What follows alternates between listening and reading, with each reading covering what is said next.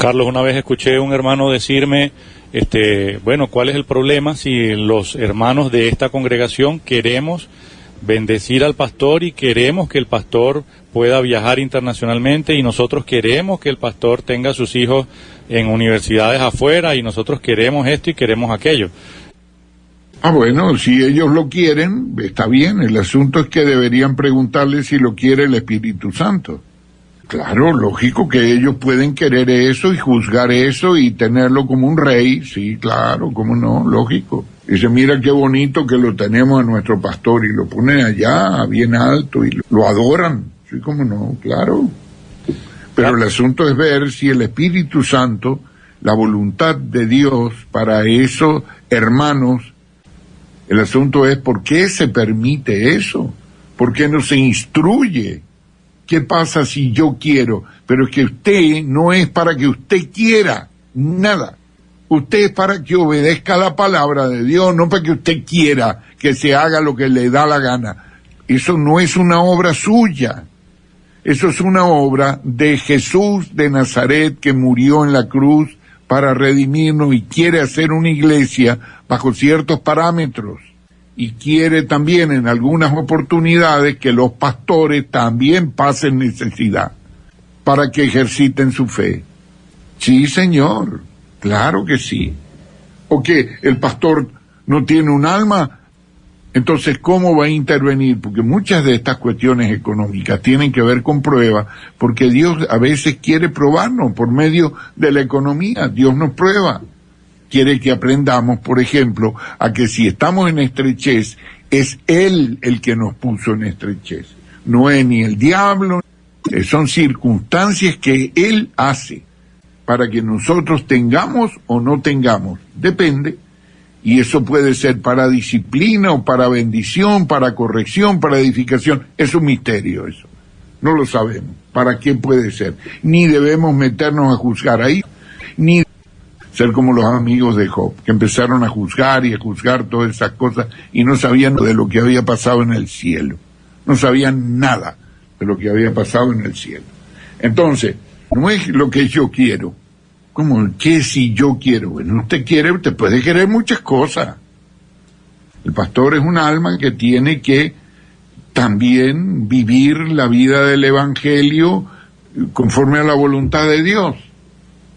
Hay uno que le preguntaron allí, pero ¿usted para qué necesita 2 aviones jet? Uno que estafa a la gente, que dice que Jesús sana y después le quita $2,000-3,000 que se le ha hecho una investigación en los Estados Unidos. ¿Para qué quiere usted dos jets privados? ¿Para qué? Dice, bueno, porque Dios me necesita a mí para que yo esté en ciertos sitios para predicar el Evangelio. Como si Dios necesitara a alguien, especialmente personas que violentan la palabra de Dios. Adelante. Sí, Carlos, una pregunta que se ha venido reiterando en varios momentos. ¿Qué hay de juntar plata en la iglesia para construir un templo?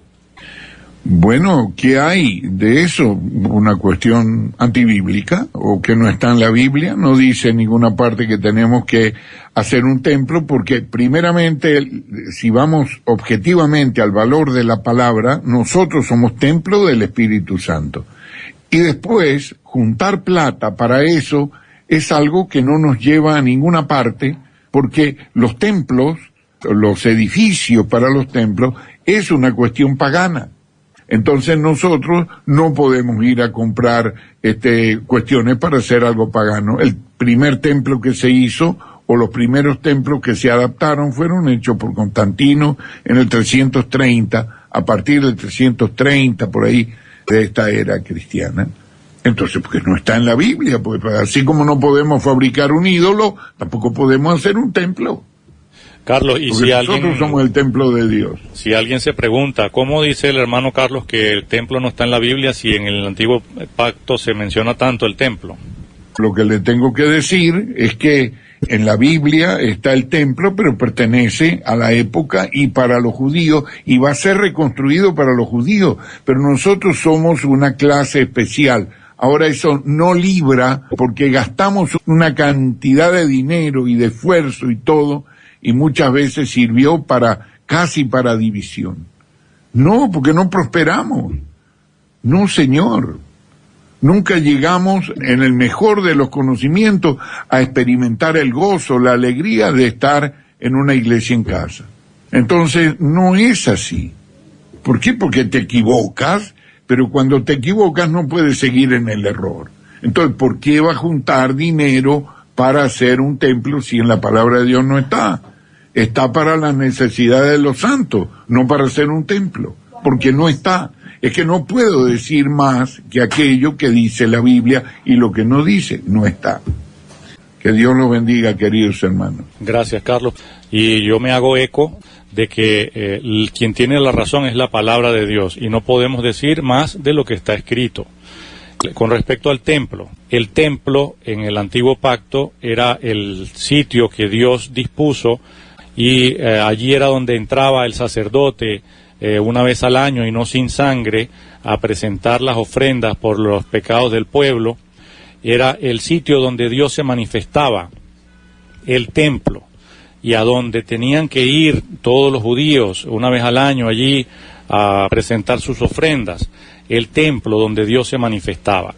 Ahora el templo es de carne, el templo somos nosotros, el templo es la iglesia de Dios sobre esta tierra, porque ahora Dios no está manifestándose o representado en el arca de madera y recubierta de oro, que estaba allí en ese lugar santísimo al cual solamente podía entrar un sacerdote luego de hacer unos ritos de purificación impresionantes, sino que ahora nos dio a nosotros entrada a ese lugar santísimo. Nosotros ahora somos el templo. Le llaman, por equivalencia errada, le llaman templo hoy en día a un local donde disponen reunirse como iglesia de Dios. El ejemplo que Carlos nos pone del templo en la iglesia primitiva, que no existía como tal, no vamos a llamarle ya templo porque les estoy explicando que el templo es ese sitio donde Dios se manifestaba y que ahora somos nosotros y Dios está en nosotros. Vamos a llamarle local, un local. En la iglesia primitiva, cuando se inició la iglesia de Cristo, no tenían un local, no construyeron un local, no compraron un local para reunirse como iglesia, ¿no? Se reunían en las casas. ¿Por qué? Porque ellos no eran iglesia cuando llegaba la hora para hacerlo y para reunirse. Ellos vivían como iglesia y en iglesia, porque ellos eran la iglesia. Y así debemos hacer nosotros. Nosotros debemos vivir como iglesia, pensar como iglesia, actuar como iglesia, amarnos como iglesia, reunirnos como iglesia, todo las 24 horas del día. Es una actitud continua, no es cuando llega el momento, el domingo o los miércoles a las 8 o los jueves. Es una actitud continua. Y se reunían para alabar a Dios en sus propias casas, porque lo podían hacer incluso todos los días si querían. Y no era un sitio lejano al cual tenían que agarrar una carreta con caballos e ir lejísimos para poder congregar. No, era en sus casas. Eran local, eran iglesias locales. Entonces, hoy en día, bueno, tenemos mal llamados templos, le llamamos templo al local que hemos comprado o que hemos alquilado o donado, porque hay familias que han donado un terreno y han construido un galpón y allí se reúnen. Bueno, esa no es la iglesia, ese es el galpón o ese es el techo debajo del cual se pusieron de acuerdo ellos para reunirse.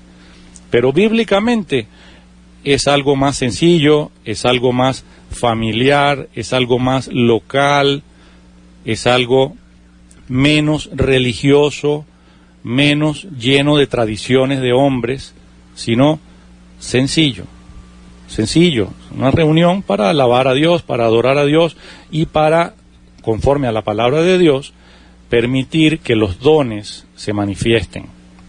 Cuando os reunís, cada uno tiene salmo, tiene doctrina, tiene edificación, tiene exhortación, hágase todo para edificación. Una reunión en la que todos participan según los dones que Dios les ha dado a todos, porque Dios no deja a nadie sin dones. Dice, cada uno tiene salmo, cada uno tiene doctrina. Ah, pero no todos tienen el don de exhortación, no todos tienen el don de enseñanza. Cada uno lo va a hacer en el ejercicio de sus dones.